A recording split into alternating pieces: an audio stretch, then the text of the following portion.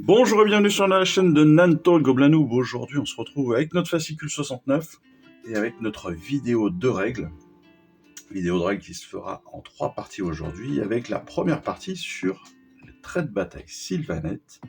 Donc, pour rappel, les traits de bataille Sylvaneth, vous allez pouvoir entre autres retrouver quelques informations dans ce fascicule bien sûr, mais aussi il va falloir relire le B Sylvaneth 7 et puis le trait de bataille dans A règle 17 et 27.2.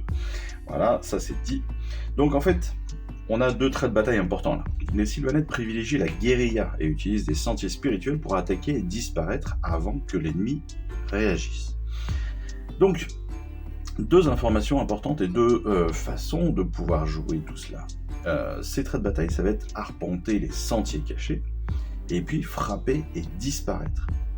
Donc en fait on sait que les Sylvaneth utilisent la forêt et tous les décors naturels, terrains luxuriants, etc. Et ça, c'est un vrai atout pour eux. Je prends l'exemple donc de arpentier les sentiers cachés. Une fois par tour, donc à la fin de votre phase de mouvement, vous pouvez choisir donc une unité de Sylvaneth ami qui est entièrement à 9 pouces, d'un élément de terrain luxuriant ou d'un bois sauvage éveillé. Donc je rappelle, entièrement à 9 pouces, cela veut dire que l'ensemble de l'unité, l'ensemble des socles de l'unité, sont dans un cercle qui a pour centre le décor, et ce cercle fait 9 pouces de rayon. Donc cette unité qui est entièrement à 9 pouces, de ce décor, de ce terrain luxuriant ou de ce bois sauvage éveillé ami, et bien dans ce cas-là, on va pouvoir retirer l'unité du champ de bataille et la replacer dans un autre endroit à plus de 9 pouces d'une unité ennemie et entièrement à 9 pouces d'un élément de terrain luxuriant différent, qui lui-même est à plus de 3 pouces d'une unité ennemie. Ça veut dire quoi? Donc, on reprend, on a notre terrain, on a notre unité, on a un cercle de 9 pouces. Là, ok, ils sont tous dedans, on va pouvoir les faire se déplacer à la fin de la phase de notre phase de mouvement. Un autre terrain luxuriant ou un autre bois sauvage éveillé, et de l'autre côté du champ de bataille, pourquoi pas. 2 règles pour qu'on puisse positionner notre unité. La première, c'est que ce nouveau décor doit être à plus de 3 pouces d'une unité ennemie. Donc il doit avoir un écart supérieur à 3 pouces avec une prochaine unité. Deuxième élément important, c'est que l'ensemble de l'unité des Sylvaneth devra être positionné dans un cercle de 9 pouces du terrain luxuriant et être aussi à plus de 9 pouces d'une unité ennemie. Ok ? C'est très simple, on le reverra juste après avec le tutoriel. Deuxième possibilité, c'est frapper et disparaître. Eh bien, en fait, dans la même lignée qu'une fois par tour à la fin de votre phase de mouvement, là c'est une fois par tour, à votre phase de combat, cette fois-ci, une fois que vous avez combattu, vous allez pouvoir déplacer une unité si elle est entièrement à 9 pouces d'un élément de terrain luxuriant ou d'un bois sauvage éveillé ami, et vous allez pouvoir la retirer et la replacer à 9 pouces d'un autre terrain, 9 pouces d'une unité ennemie, et ce même terrain toujours à plus de 3 pouces d'une unité ennemie aussi. Donc, si on reprend par rapport au tutoriel, ce qui est important, ce qui n'est pas forcément compliqué à faire, c'est le début. Le début, c'est simple. Vous avez votre terrain luxuriant, vous devez être entièrement à 9 pouces de ce terrain. Si vous êtes à 9 pouces, une fois par tour dans votre phase de mouvement ou à la fin de votre phase de combat, vous avez le droit de bouger, de faire bouger une de vos unités comme ça à travers les souterrains, on va dire, des décors. La seule difficulté, particularité de ces mouvements, c'est l'arrivée. L'arrivée de ces mouvements, en fait, donc, il y a plusieurs règles à respecter. La première règle, vous avez votre terrain. Ici, on va prendre, allez, pour rigoler, on va prendre tout et n'importe quoi. On va prendre un... Ouais, j'ai pas envie de prendre des figurines. On a donc notre élément de terrain. On va prendre un cercle autour de 9 pouces. Il faut que votre unité ennemie soit à plus de 9 pouces. Jusque-là, pas de souci. Il faut que vous puissiez intégrer votre unité amie de Sylvanette dans un cercle de 9 pouces. D'accord ? Donc ici, on va dire sur la page. Mais à plus de 3 pouces. Aussi à plus de 9 pouces aussi de l'unité ennemie. Donc, techniquement, on va la mettre sur un bord comme ça. Pour qu'elle reste à plus de 9 pouces. Et que cette unité soit à plus de 3 pouces que l'unité ennemie soit à plus de 9 pouces du terrain, à plus de 3 pouces du terrain et à plus de 9 pouces de l'unité ennemie. C'est pas très compliqué, il suffit de bien prendre en compte les éléments, de bien réfléchir au positionnement et vous verrez que très facilement vous allez y arriver. Mais il faut vraiment pas oublier ces 3 conditions. Donc quand je replace mon unité, je suis entièrement à 9 pouces de mon terrain, je suis entièrement à plus de 9 pouces l'unité ennemie doit être à plus de 9 pouces de moi et le terrain doit être à plus de 3 pouces de l'unité ennemie. C'est les 3 conditions pour pouvoir se positionner aux abords d'un nouveau terrain luxuriant. Deuxième phase de cette vidéo de règles, c'est un petit peu de tactique. Un petit peu de tactique pour la destruction avec tout d'abord le loup boss sur Squig des cavernes géants, qui est un chef né évidemment, qui pour des raisons qu'il vaut mieux ignorer, a décidé donc de mener ses troupes en se cramponnant désespérément au dos d'un Squig colossal, alors qu'ils en ont tout aussi peur que vous et moi auriez peur d'un énorme loup ou quoi que ce soit. C'est assez amusant. Et donc, les avantages de ce loup boss, parce qu'il en a. Du fait d'être sur un Squig, il devient rapide. Et oui, il a une caractéristique de mouvement qui est assez imprévisible, mais même quand il se déplace lentement, il distancera quand même un grand nombre d'unités parce qu'il a plus de mouvement que la normale. Il a des bonus squigoïdes, et oui. Comme il est sur un Squig des cavernes géants, ça lui confère le bonus plus de bons Bone Grots proches, ce qui fait que ces 2 unités, une combinaison fait de ces 2 unités, donc en fait une combinaison qui peut être redoutable. Par contre, c'est ces caractéristiques de blessure, de sauvegarde et de bravoure, qui, comme d'habitude, pour les Squigs, entre autres, et pour les villes du fiel obscur, ne sont pas très adaptées pour aller se balancer au milieu de la mêlée. Ça c'est clair, on sait très bien, ce sont des unités fragiles, qui sont très rigolotes à jouer, qui peuvent être très sympas si vous arrivez à taper en premier et à taper fort en premier, mais qui peuvent être mortel si vous n'arrivez pas à toucher en premier. Voilà, si vous n'arrivez pas à toucher en premier, vous risquez de prendre une dérouille assez rapide.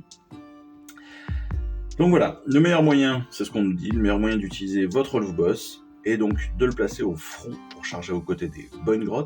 Leurs aptitudes variées en font une force de frappe effroyablement efficace. Et c'est vrai, Encore une fois, si vous arrivez à toucher en premier, eh bien, vous avez plein de chances de pouvoir faire péter le score. Ensuite, c'est Skragrott, le roi loup. Skragrott est le maître de tous les villes du fiel obscur. C'est un puissant sorcier, clairement. Il se sert de sa ruse et d'une magie foncièrement malveillante pour meurtrir les troupes ennemies tout en renforçant les siennes. Donc, des avantages. C'est un pronostiqueur. Il peut utiliser ses pourvoirs pour prédire l'emplacement de la mauvaise lune au prochain tour, vous conférant donc plus de contrôle sur les unités que l'astre maléfique affectera. En effet, il a un pouvoir qui lui permet de stopper ou de faire avancer la lune. Ça peut être intéressant.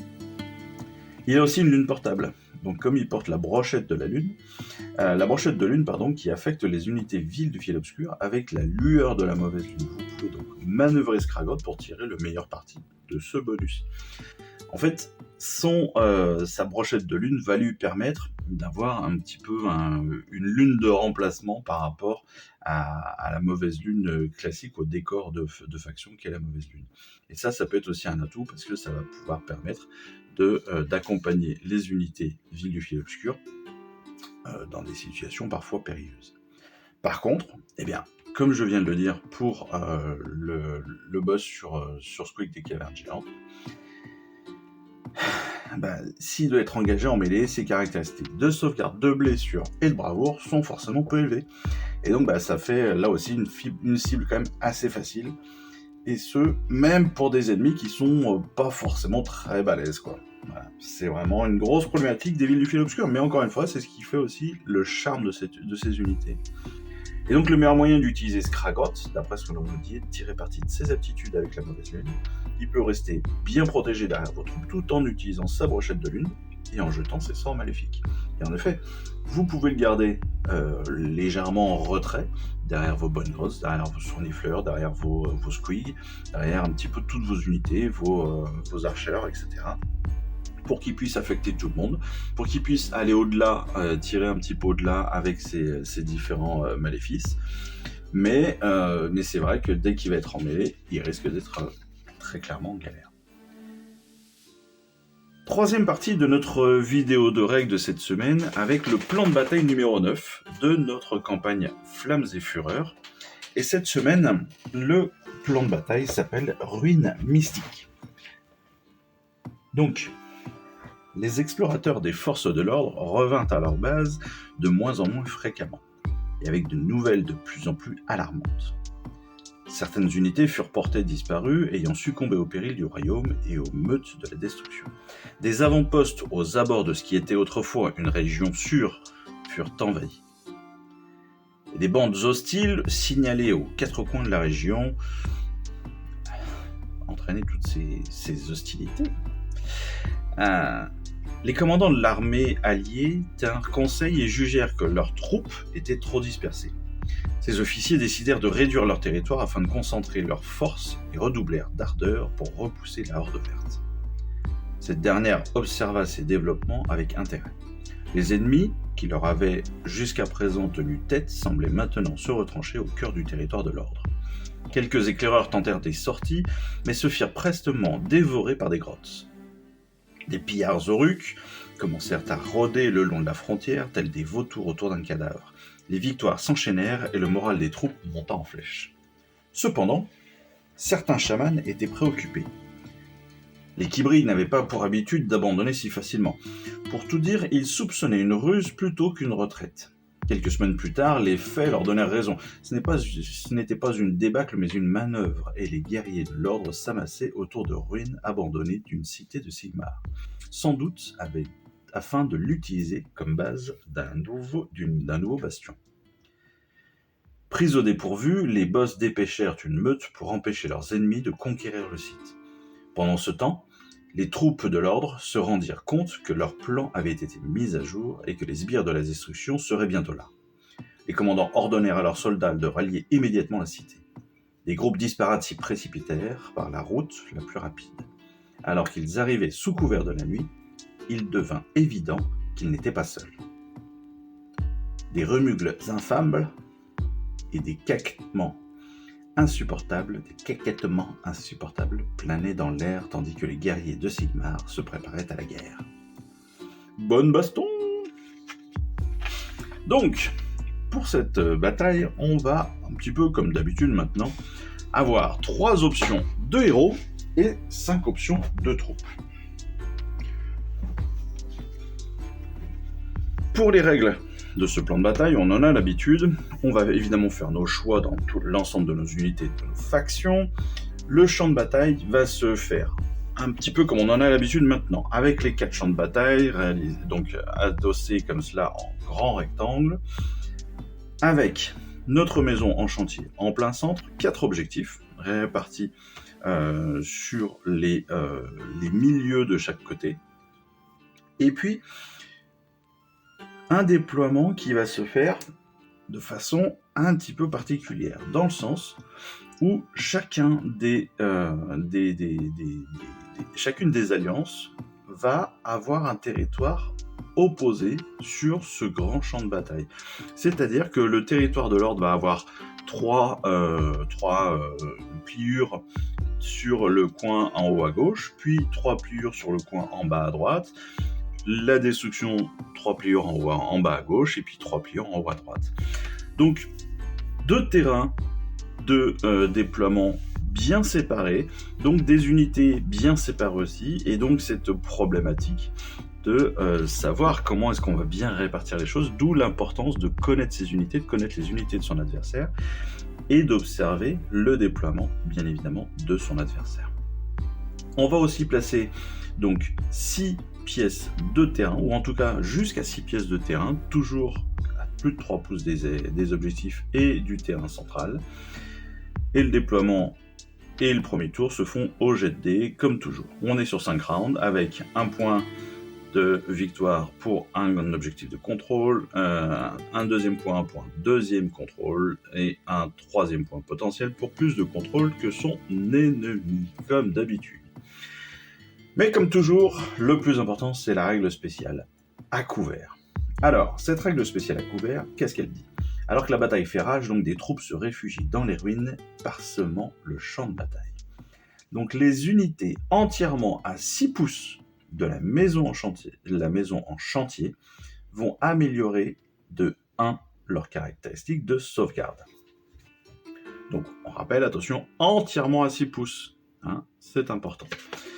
Ça veut dire quoi ? Ça veut dire que on a la maison en chantier qui va être au centre, on va éviter bien évidemment d'en prendre une deuxième, pour les décors en tout cas. Pour les 6 décors que l'on va utiliser, on va éviter de prendre la deuxième maison en chantier. Mais bon, si notre unité est entièrement à 6 pouces de cette maison en chantier, eh bien cette unité va avoir une caractéristique de sauvegarde légèrement meilleure qu'à l'accoutumée. Voilà. On reprend comme d'habitude les schémas de choix de Eve et Yann. Il y a Eve et Yann qui sont encore une fois donc les spécialistes de ces scénarios dans le studio de Warhammer. Eve qui joue l'ordre et Yann la destruction. Pour rappel, rappelez-vous ces petits tableaux, vous le savez maintenant, on a les 3 héros, les 5 unités. Si notre adversaire détruit nos unités, il bénéficiera d'un point de commandement supplémentaire à la prochaine partie. Et donc, pour Eve, pour cette partie, donc, elle décide d'exploiter au maximum le bonus de défense en choisissant des troupes solides, capables d'encaisser beaucoup de dégâts. Et c'est pas pour rien, en fait, comme son déploiement se fait sur 2 côtés différents, forcément, elle va pas pouvoir jouer, entre guillemets, sur le nombre pour former une masse de protection. Elle va avoir 2 éléments à protéger, ce qui peut être dangereux par rapport à des unités qui sont beaucoup plus nombreuses, comme celles que Yann va avoir. Donc pour ces héros, elle va opter pour le seigneur impérator avec son Gravedog, le seigneur Aquilor. Même si ce ne sont pas les unités les plus résistantes, elle décide aussi de prendre un archi-revenant afin d'apporter donc un soutien magique. Et puis en choix de troupes, elle va prendre les Praetors pour les associer à son seigneur impérator. Elle choisit aussi les Vincitors, qui forment donc une unité de mêlée très fiable. Elle prend les Vigilors afin d'apporter du soutien à distance. Et puis elle jette ensuite son dévolu sur une unité de Vindictors, car elle a déjà une bonne unité de tir et elle veut garder ses troupes unies. Enfin, elle décide de prendre les foudroyeurs de Grunstock. La bataille commence donc doucement, tandis que j'engage mes troupes au combat. Après quelques tours, la plupart des unités sont dans la mêlée. Mes troupes tiennent bon avec un soutien limité des Vigilors et gagnent de nombreux points de victoire. Lorsque l'on lit ces dernières phrases, eh bien, on ne s'étonne pas de ce résultat où elle gagne beaucoup de points de victoire sur la fin. Pourquoi ? Eh bien, tout simplement, étant donné qu'on est sur des zones très espacées, il va falloir se rapprocher déjà dans un premier temps des objectifs. Ensuite, pour le contrôle de ces objectifs, étant donné qu'elle a des unités qui sont quand même plus petites, c'est souvent des unités de 5, eh bien, il va falloir qu'elle passe au-delà du nombre de la population de son adversaire. Parce que même sans avoir vu les unités de son adversaire, on sait très bien comment ça va se passer. Donc elle va jouer la fin de partie principalement. Le début de partie va être... L'idée, ça va être de se rapprocher des objectifs et de taper un maximum pour affaiblir son adversaire. Puis, une fois qu'elle a affaibli son adversaire et qu'elle a pris un dessus... le dessus psychologique, physique sur cet adversaire, là, elle va pouvoir commencer à prendre des points.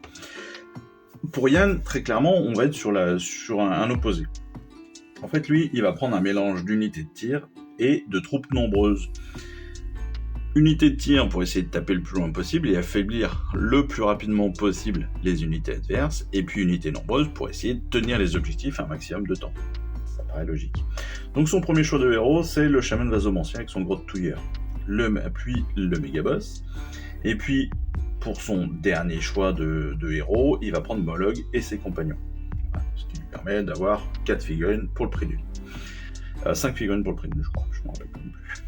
Donc en premier choix de troupe, il va prendre les archers de l'Unclan, avec qui il aura les fanatiques crabouilleurs, donc 20 personnages plus 5. Cette combinaison lui permet d'avoir assez de soldats pour contester un objectif et disposer en plus d'une petite aptitude de mêlée, avec en plus des attaques de tir qui peuvent être très très nombreuses, on le rappelle. Second choix de troupe, il va prendre les embrocheurs, le slogot des marais, pour qu'on ait du corps à corps, et puis avec les embrocheurs aussi de quoi tirer de loin. N'importe quoi, qu'il ait vraiment de la mêlée, pardon. Les embrocheurs, c'est pas du tout. Voilà. Ensuite, il ajoute donc ses égorgeurs Hobgrots, qui lui permettent d'obtenir la deuxième unité. Donc là, encore une fois, du nombre, gratuitement, avec du fait du nombre, une grande capacité d'attaque, mais très peu de résistance. Et donc, il décide de finir avec ses éventreurs comme dernier choix. Si, j'ai bien dit, les embrocheurs pour tirer, le slogan de Marais aussi, et les éventreurs en dernier choix pour rester dans la mêlée. Donc cette stratégie paye, évidemment, surtout dans les premiers tours, c'est ce que je vous disais, et c'est ce que l'on avait vu directement dans les quelques dernières lignes du rapport de Eve. Ces troupes prennent tous ses objectifs, évidemment, tous les objectifs, mais par contre, il subit des pertes au fil du combat, mais après avoir ramassé quand même un très grand nombre de points de victoire. Donc, si on fait un résumé très rapide de ce que l'on vient de lire et de ce qu'on vient de dire, je pense que là, honnêtement, on est sur une partie qui ne doit pas se jouer à grand-chose. Parce qu'on a clairement deux oppositions. Une première façon de jouer, on va dire ville du fil obscur, donc de la destruction, qui va aller jouer sur la population, sur la vitesse d'exécution, pour aller prendre un maximum d'objectifs et un maximum de points rapidement. On va occuper le terrain pour gagner un nombre de points maximum du fait du nombre d'unités qu'on a dans nos unités. À l'inverse, Eve, elle, va jouer la mêlée, donc le déplacement un peu plus lent, mais on va arriver sur la mêlée, on va arriver sur l'action. Et là, on va commencer à faire du dégât, parce qu'on est quand même résistant avec les Praetors, les Vindictors, les Vigilors, etc. Les Vindictors, on va pouvoir les taper, on va pouvoir balancer de l'arme, on va pouvoir donner des points, on va pouvoir tuer un nombre de figurines adverses très important, puis prendre les points de contestation et de contrôle des objectifs. Donc vraiment deux tactiques différentes. A priori, moi, on n'a pas le résultat, mais a priori, je donnerais un tout petit plus, peut-être, à l'ordre, à moins que la destruction ait pu obtenir un maximum de points jusqu'au tour 3. Sinon, voilà, pour moi, là, le plus important, ça va être le tour 2 et 3, sur les 5, logiquement, parce que le tour 2 et 3, on va vraiment être sur une bascule. Est-ce que la destruction va résister autant que prévu, ou est-ce qu'à l'inverse, elle va avoir un peu plus disparu que prévu, et donc tour 2 et 3, on aura peut-être un changement comme ça, une bascule sur les points. Voilà. En tout cas, c'est comme ça que je traduis tout cela. J'espère que cette vidéo de règles vous aura plu et vous aura intéressé. Vous aurez bien compris le concept des traits de bataille sylvanette, le concept de la tactique qui va ressortir du boss sur Squeak des cavernes géantes et puis Skragroth évidemment, et puis surtout j'espère que vous aurez bien appréhendé, je dirais, ce nouveau plan de bataille pour que vous puissiez le jouer au mieux et être le plus dans la réflexion et dans l'intérêt possible pour cette nouvelle partie. Voilà, c'est fini pour aujourd'hui. Il ne me reste plus qu'à vous remercier encore une fois de me suivre dans cette aventure. On se retrouve très rapidement pour notre fascicule numéro 70 et les vidéos qui y seront associées de peinture, d'assemblage et de règles. Et en attendant tout cela, bah écoutez, moi il me reste plus qu'à vous souhaiter une excellente journée, à vous dire à très très vite, et puis bah, je vous embrasse. Allez, ciao. Ciao. Ciao, pourquoi pas. Allez, ciao, bye bye. Je vous remercie d'avoir suivi cette vidéo. Si ça vous a plu, eh bien abonnez-vous, lâchez un petit like et un commentaire, et suivez-moi sur Instagram. Instagram où je poste régulièrement des photos de mes dernières réalisations et dernières peintures. Et puis comme il est maintenant de tradition sur la chaîne, je vous souhaite une excellente fin de journée et surtout, lisez bien, collectionnez bien, assemblez bien, peignez bien et jouez bien. Allez, je vous embrasse et puis je vous dis à très vite. Allez, ciao, bye bye.